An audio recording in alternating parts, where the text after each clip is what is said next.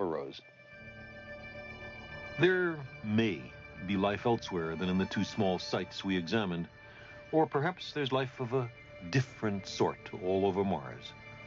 Life is just a kind of chemistry of sufficient complexity to permit reproduction and evolution.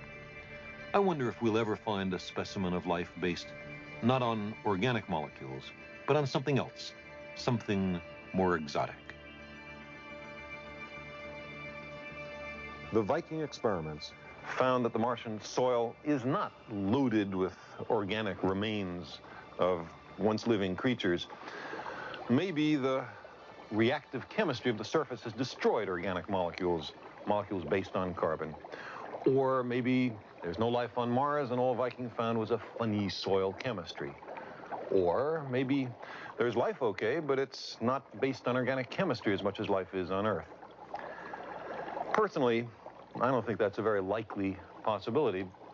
I'm a carbon chauvinist. I freely admit it. Carbon is tremendously abundant in the cosmos, and it makes marvelously complex organic molecules that are terrifically good for life.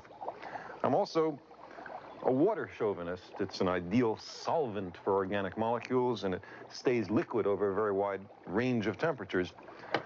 But sometimes I wonder, could my fondness for these materials have anything to do with the fact that I'm chiefly made up of them? Are we carbon and water based because these materials were abundant on the early Earth at the time of the origin of life? Might life elsewhere be based on different stuff?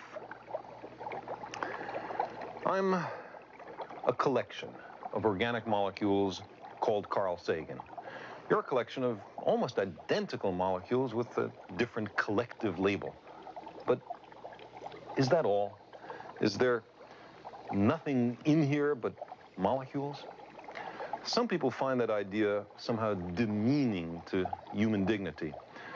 But for myself, I find it elevating and exhilarating to discover that we live in a universe which permits the evolution of molecular machines as intricate and subtle as we. The essence of life is not so much the atoms and small molecules that go into us as the way, the ordering, the way those molecules are put together. Now, we sometimes read that the chemicals which make up a human body are worth, on the open market, only 97 cents or $10 or some number like that. And it's depressing to find our bodies valued at so little. But these estimates are for humans reduced to our simplest possible components. What is all this stuff in front of me? These are exactly the atoms that make up the human body, and in the right proportions, too. We're made mostly of water, and that costs almost nothing. The carbon is counted as coal. The calcium in our bones is chalk. The nitrogen in our proteins is liquid air. The iron in our blood is rusty nails, some phosphorus and some trace elements.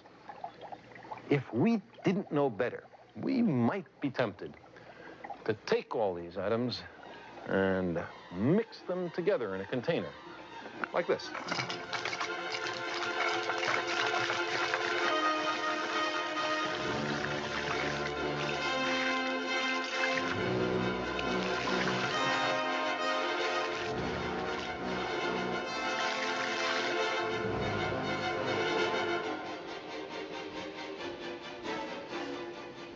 And stir.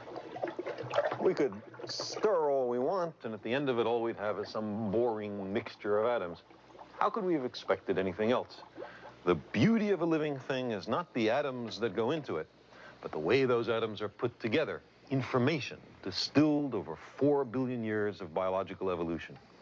Incidentally, all the organisms on the Earth are made essentially of that stuff. An eyedropper full of that liquid could be used to make a caterpillar or a petunia, if only we knew how to put the components together. All life on Earth is made from the same mixture of the same atoms.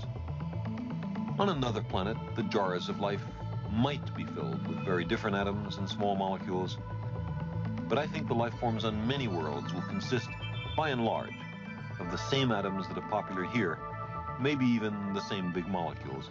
So I don't believe we can rescue the idea of life on Mars by appealing to some exotic chemistry.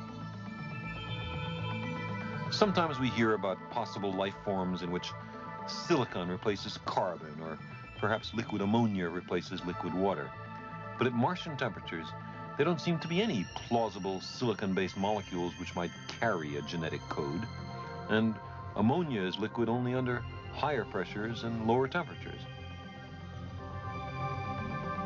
Someday in the distant future, we might have a collection of jars, each containing the elementary biochemistry of another world. I don't know if there'll be one labeled Mars, but if there is, I bet it will be full of organic molecules.